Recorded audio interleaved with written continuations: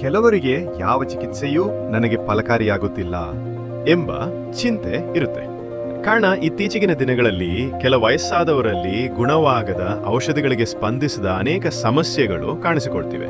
ಎಲ್ಲಾ ರೀತಿಯ ಟೆಸ್ಟಿಗಳು ನೆಗೆಟಿವ್ ಆಗಿದ್ದರೂ ಔಷಧಿಗಳಿಂದ ಪರಿಹಾರವಾಗುತ್ತಿಲ್ಲ.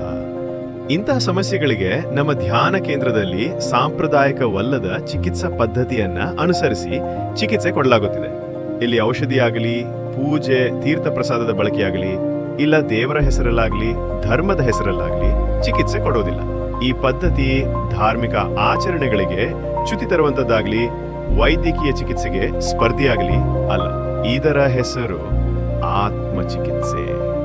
ಇದು 42 ವರ್ಷಗಳಿಂದ ಸೇವೆ ಸಲ್ಲಿಸ್ತಿದೆ.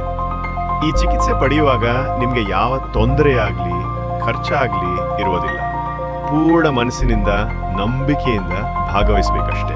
ನೀವು ವೈದ್ಯಕೀಯ ಚಿಕಿತ್ಸೆ ಪಡೀತಾ ಇದ್ರೆ ಈ ಮನೋಚಿಕಿತ್ಸೆಯನ್ನು ಪಡೆಯಲು ಯಾವ ತೊಂದರೆಯೂ ಇಲ್ಲ. ಮೊದಲಿನ ಸಿಟ್ಟಿಂಗ್ಸ್ ನಲ್ಲಿ ನಿಮ್ಗೆ ಸರಿ ಕಂಡ್ರೆ ಚಿಕಿತ್ಸೆಯಲ್ಲಿ ಮುಂದುವರಿಬಹುದು. ಬಲವಂತವಿಲ್ಲ. ಪ್ರಕೃತಿ ಅಂದ್ರೆ ದೇವರು ನಮಗ್ ಬರುವ ಎಲ್ಲ ಆರೋಗ್ಯ ಸಮಸ್ಯೆಗಳಿಗೂ ಪರಿಹಾರವನ್ನ ನಮ್ಮ ದೇಹದಲ್ಲಿಯೇ ಕೊಟ್ಟಿದ್ದಾನೆ. ರೋಗ ನಿರೋಧಕ ಶಕ್ತಿಯನ್ನು ಕೊಟ್ಟಿದ್ದಾನೆ. ಇದನ್ನೇ ನಾವು ನಮ್ಮ ಆತ್ಮ ಚಿಕಿತ್ಸಾ ಪದ್ಧತಿಯಲ್ಲಿ ಬಳಸ್ತೇವೆ. ಈ ಬಗ್ಗೆ ವಿವರಗಳನ್ನ ಮೊದಲನೇ ಸಿಟ್ಟಿಂಗ್ ಅಲ್ಲಿ ತಿಳಿಸಲಾಗುತ್ತೆ. ಫೋನ್ ಮೂಲಕ